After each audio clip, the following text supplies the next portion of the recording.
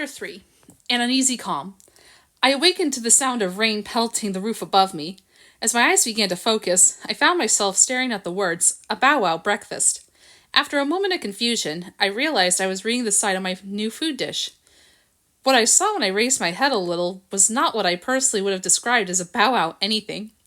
My dish was heaped with some sort of grayish gruel that was rivaled in dreariness only by the day outside. Perhaps Chester had been right after all. "Chester," I called out over the patter of the falling rain. "Chester, are you there?" "Of course I'm here," he answered churlishly. "Where do you think I'd be on a day like this? Out on the golf course perfecting my putt?" "How did you sleep?" I asked, ignoring his early morning grumpiness. By this time in our lives together, I was used to it. "Oh, fine, fine. Why should I let the incest howling of werewolves disturb my slumber?"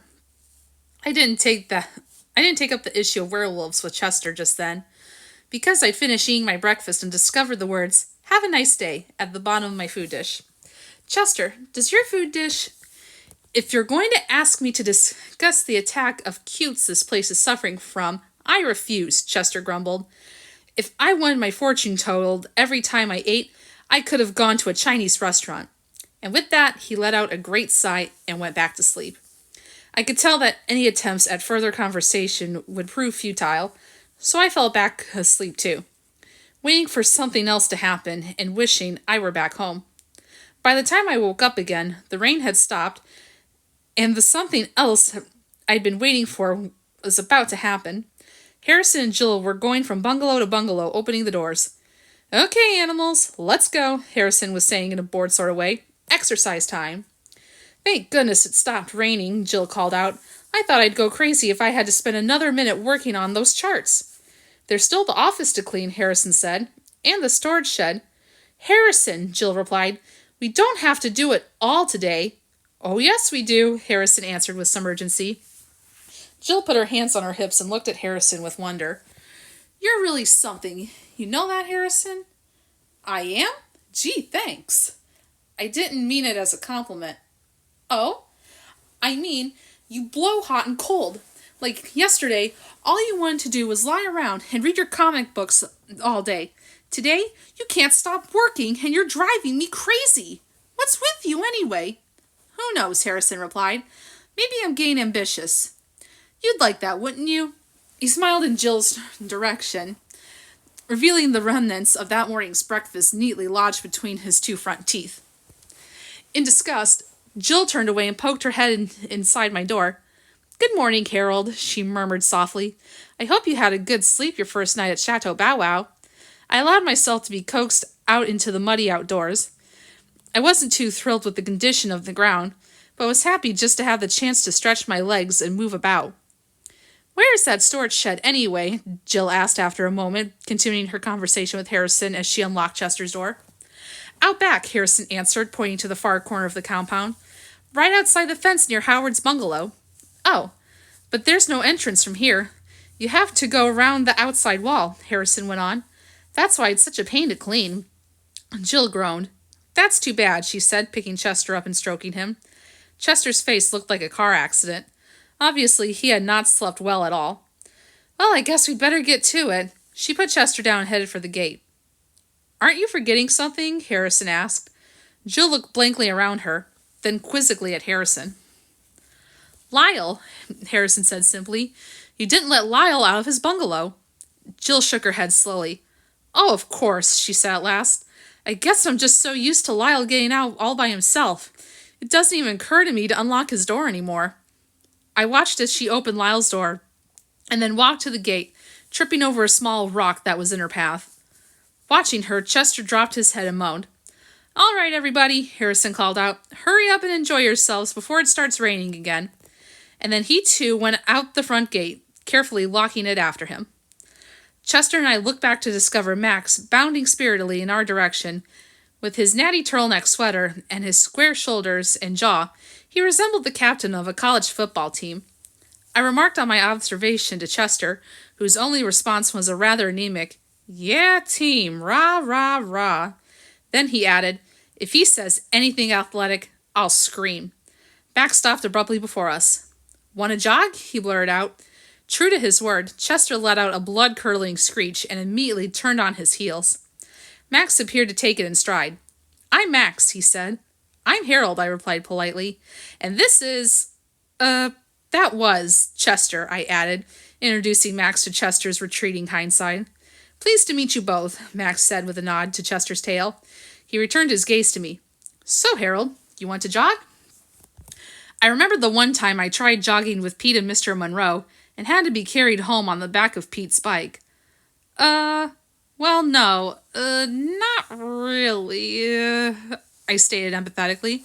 "Helps work out your aggressions," Max countered. "I don't have any aggressions," I said honestly.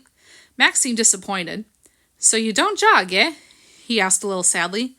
"No," I told him, again disappointed that he was disappointed. "Well then, now's the time to start. Come on." I could see that Max was not going to be a pushover. I, on the other hand, was and always have been a pushover. So before I could say anything more, I found myself trotting somewhat breathlessly alongside Max. "The thing is," Max said after a moment, you have to get your exercise when you can around here. They only let us out for a few hours in the afternoon, of course." And he looked around him before he continued. "It's easy to unlock the doors from the inside. Anybody can do it, Harold. Even you." "Oh, thanks," I said. Or at least, I think that's what I said. I was having a little trouble getting my words out and breathing at the same time. In a burst, I asked, "Do the others know? About getting out?" "Oh, sure. Everyone knows how to do it. I'll show you later. Lyle's the only one dumb enough to do it when Harrison and Jill are around. The rest of us wait until after supper when they've gone home."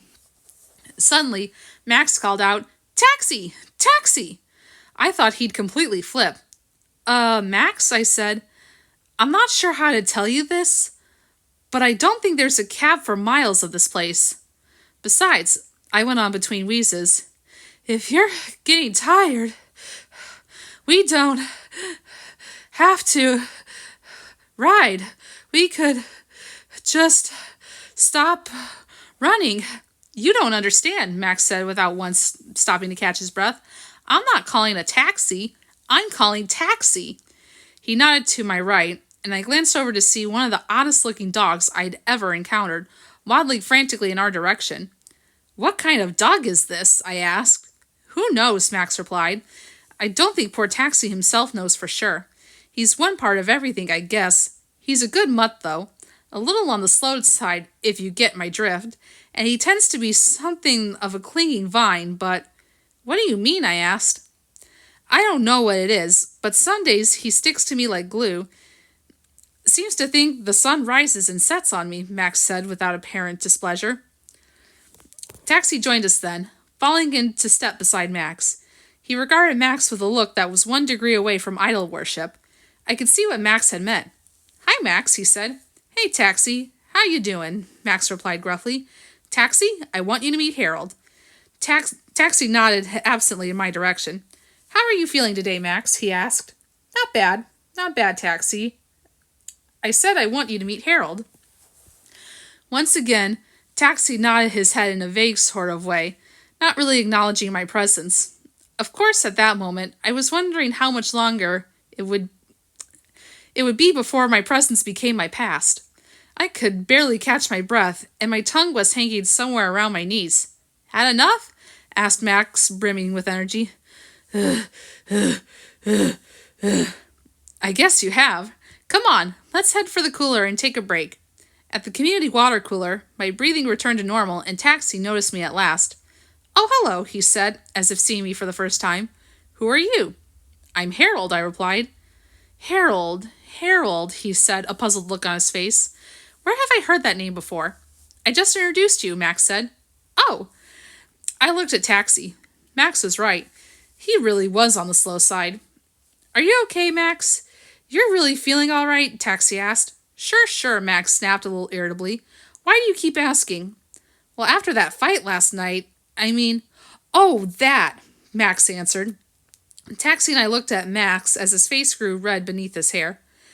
When he returned our gaze, he looked a little embarrassed, and not just a little angry. "Ugh, women," he uttered. "What a nuisance they are sometimes. That Louise can be so unreasonable." I glanced over at Louise's bungalow and saw that she was watching us. I felt a little sorry for her. Max went on. Just because Georgette and I have said hello a few times, she thinks we're going to run off together. He looked about him and then a low voice added, as if we could get out of here even if we wanted to. Taxi nodded his head in sympathy. He looked up at Max with wide eyes and sighed deeply. It must be pretty hard sometimes, he said. Yep, Max grunted. Women. Sometimes I think I'd be better off without them. There was a moment of silence. All at once, Taxi's face lit up. Oh, Max, he said excitedly. You just reminded me of this television show I saw last week. The man said just what you did. What's that? Max asked. Women. Sometimes I think I'd be better off without them, Taxi repeated. And then what did he say? Max asked. Nothing. He murdered his wife. I looked at Taxi. He looked at Max. Max stared straight ahead in the direction of Louise's bungalow. That's terrible, he said softly. Taxi just shrugged his shoulders and began drinking again. He looked up after a moment, water dripping from his lips, and said, I don't think so. I looked at him in surprise. How can you say such an awful thing? I asked. Oh, I wouldn't, Taxi said. But you just did. Did what? Say such a thing. Did I? I was getting confused. Yes, of course you did. You just said it wasn't such a terrible thing for a man to murder his wife. Oh, Taxi said, thinking it over. Well, I guess I must have meant it then. I could see that holding a conversation with Taxi was definitely going to be a challenge. She wasn't a very nice person, Taxi added, as if that made everything okay. Still, that's no reason, I started to say when Max cut me off. How'd he do it? He asked, suddenly turning his gaze from Louise's bungalow to Taxi. Poison, Taxi answered simply. And then, in her soup. Was Max's only reply. I observed him for a moment. He must have noticed me, for he laughed suddenly and said, Well, that's one way of handling women, I suppose. I suppose, I replied, not at all sure I liked being part of this conversation. Yes, Max went on thoughtfully. Murder is one way. Murder in its infinite varieties. Poison, stabbing, drowning, strangling, split pea, Taxi interjected. Max and I looked at him. He put poison in her split pea soup, he explained. Oh, I said. Ah, said Max. Yoo-hoo, called a new voice. We all turned and saw a tiny white French poodle standing a few feet away. Georgette, Max whispered. Good afternoon, Max, Georgette cooed as she approached the water cooler. She smelled of honeysuckle and magnolias. She also smelled of trouble. How you doing after that terrible fight? I just felt so awful bad about it. I couldn't sleep a wink all night worrying about you. And here she had yawned, showing us, I gathered, how much she had suffered on Max's account. Don't believe a word of it, Taxi whispered to me. Max started pawing the ground self-consciously. Aw, shucks, he said at last. I'm fine today, thanks for asking. Oh, that's silly, Georgette replied. What is? Max asked, grinning openly now. Thanking me for caring about you, Georgette answered. Aw, shucks, Max said again. It struck me that when Georgette came around, Max's vocabulary suffered. It was then I noticed that Louise had joined us. Ha! She exclaimed. Aw, shucks, says Monsieur Max.